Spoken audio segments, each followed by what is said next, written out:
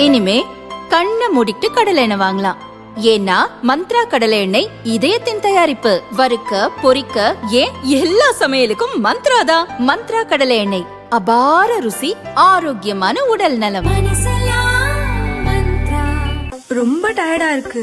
இயற்கையான டேட்ஸ், பாதாம், பிஸ்தா, cash and honey கொண்டு தயாரிக்கப்பட்ட லயன் டேட் நட் பைட்ஸ்.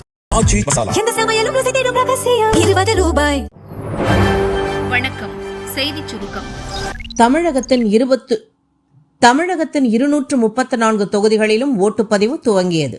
தமிழக சட்டசபை தேர்தல் இன்று நடக்கிறது. 234 தொகுதிகளில் உள்ள அனைத்து ஓட்டுச்சாவடிகளிலும் காலை 7 மணிக்கு ஓட்டுப்பதிவு துவங்கியது. பல்வேறு கட்சிகள், சுயேட்சைகள் என மொத்தம் 4023 வேட்பாளர்கள் களத்தில் உள்ளனர். மாநிலத்தில் 5.73 கோடி வாக்காளர்கள் ஓட்டு போட உள்ளனர்.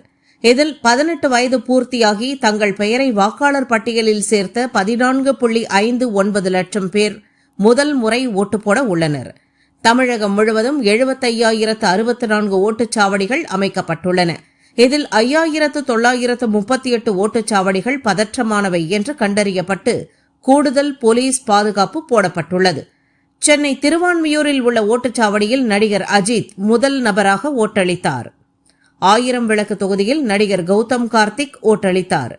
நட்சத்திர வேட்பாளர்களாக களத்தில் உள்ள சுந்தர் சி, நாதாக தலைவர் சீமான் உள்ளிட்டோரும் காலையிலேயே தங்கள் ஜனநாயக கடமையை ஆற்றினர். பல ஓட்டுச்சாவடிகளில் மக்கள் காலையிலேயே ஆர்வத்துடன் ஓட்டளிக்க குவிந்ததால் தமிழகம் முழுவதும் தொடர்ந்து விறுவிறுப்பாக ஓட்டுப்பதிவு நடந்து வருகிறது. தமிழகத்தில் இன்று ஜனநாயக திருவிழா. 5.73 கோடி வாக்காளர்கள் ஓட்டளிக்க தயார். தமிழகத்தில் உள்ள 234 தொகுதிகளிலும் இன்று ஒரே கட்டமாக தேர்தல் நடக்கிறது. காலை 7 மணிக்கு துவங்கி மாலை 6 மணி வரை நடக்கும் இந்த ஜனநாயக திருவிழாவில் 2,80,30,658 ஆண் வாக்காளர்கள், 2,93,04,905 பெண் வாக்காளர்கள், 7,728 மூன்றாம் பாலினத்தவர் என மொத்தம் 5,73,43,291 வாக்காளர்கள் தங்கள் ஓட்டுகளை பதிவு செய்ய உள்ளனர். திமுக, அதிமுக, தாவேக, நாதாக, பாஜ, பாமக, சிபிஐ, சிபிஎம், சுயேட்சை உட்பட மொத்தம் 4,023 வேட்பாளர்கள் களத்தில் உள்ளனர். மாநிலம் முழுவதும் மொத்தம் 75,064 ஓட்டுப்பதிவு மையங்களும் 1,06,418 மின்னணு ஓட்டுப்பதிவு இயந்திரங்களும் ஓட்டுப்பதிவுக்கு தயார் நிலையில் உள்ளன.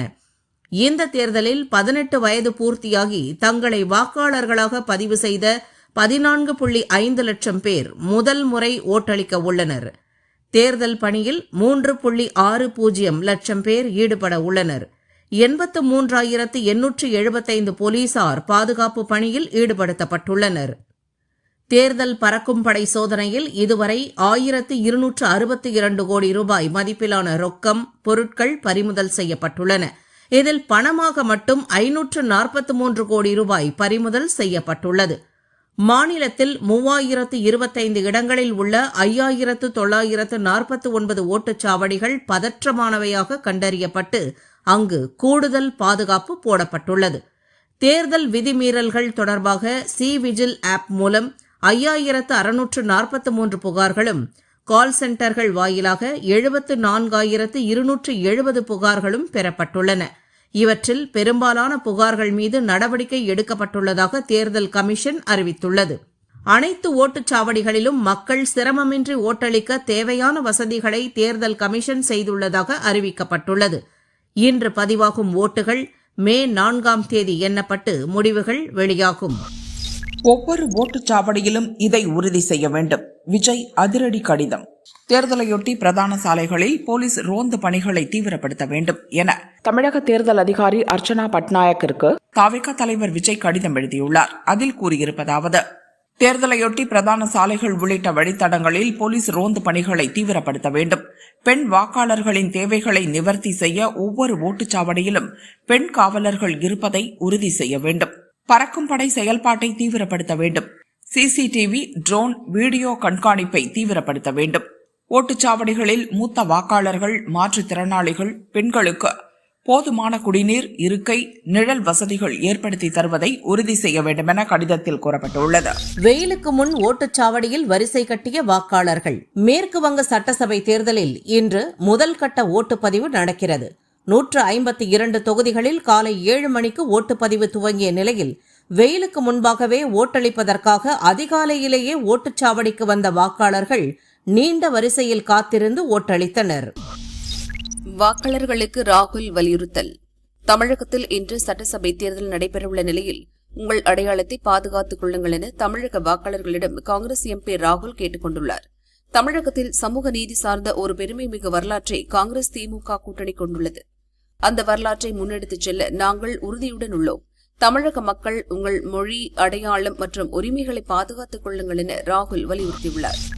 மேற்கு வங்கத்தில் இன்று 152 தொகுதிகளில் ஓட்டுப்பதிவு. மேற்கு வங்க மாநிலத்தில் மொத்தம் 294 சட்டசபை தொகுதிகள் உள்ளன. இங்கு இன்றும் 29ஆம் தேதியும் 2 கட்டங்களாக சட்டசபை தேர்தல் நடக்கிறது. இன்று 16 மாவட்டங்களில் உள்ள 152 தொகுதிகளில் இன்று காலை 7 மணிக்கு ஓட்டுப்பதிவு துவங்கியது. ஆளும் திரிணாமுல் காங்கிரஸ், எதிர்க்கட்சியான பாரதிய ஜனதா, காங்கிரஸ், கம்யூனிஸ்ட் உட்பட பல்வேறு அரசியல் கட்சிகள், சுயேட்சைகள் என மொத்தம் 1452 வேட்பாளர்கள் களத்தில் உள்ளனர். மொத்தம் 3.60 கோடி வாக்காளர்கள் இன்று ஓட்டளிக்க உள்ளனர். பதற்றமான ஓட்டுச்சாவடிகளில் பலத்த போலீஸ் பாதுகாப்பு போடப்பட்டுள்ளது.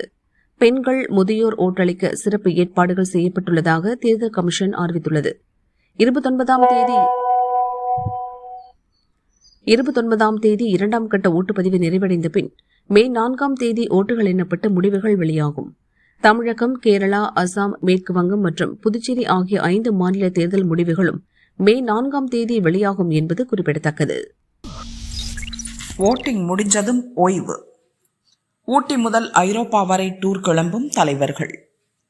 தமிழக சட்டசபை தேர்தலுக்கான ஓட்டுப்பதிவு இன்று நடக்கவுள்ள நிலையில் அரசியல் கட்சி தலைவர்கள் டூர் பிளான் போட துவங்கிவிட்டதாக தகவல் வெளியாகியுள்ளது. தமிழக சட்டசபை தேர்தலுக்கான அறிவிப்பு கடந்த மார்ச் 15ஆம் தேதி வெளியானது. உடனே வேட்பாளர் பட்டியலை வெளியிட்ட தேர்தல் பிரச்சாரங்களில் தலைவர்கள் இறங்கினர்.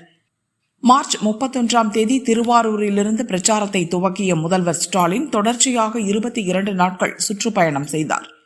முன்னதாக அரசின் நலத்திட்டங்களை செயல்படுத்த முதல்வர் பல்வேறு மாவட்டங்களுக்கு பயணம் செய்தார். அதேபோல் அதிமுக பொதுச் செயலர் பழனிசாமி சென்னை மயிலாப்பூரில் மார்ச் 25ஆம் தேதி பிரச்சாரத்தை துவக்கினார்.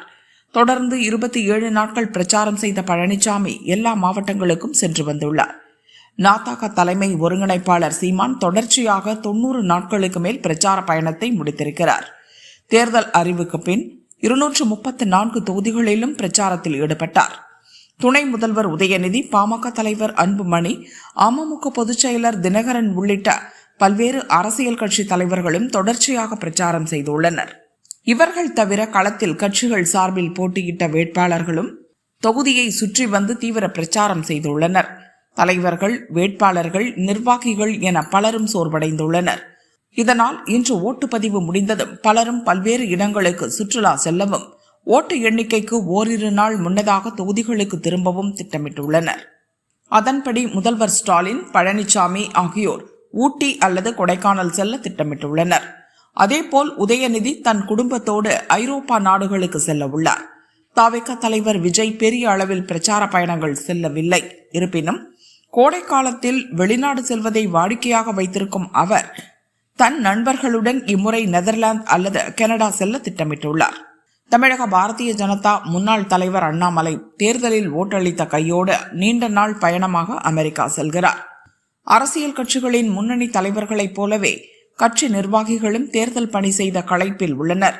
எனவே அவர்களும் குளிர் பிரதேசங்களுக்கு செல்ல புக் செய்து வருகின்றனர். இதனால் தமிழகத்தில் உள்ள ஊட்டி, கொடைக்கானல், ஏற்காடு, ஏலகிரி போன்ற இடங்களிலும் வட மாநிலங்களில் உள்ள குளிர் பிரதேசங்களிலும் அடுத்த 10 நாட்களுக்கு தமிழக அரசியல் புள்ளிகள்தான் நிறைந்திருக்கும் சூழல் ஏற்பட்டுள்ளது.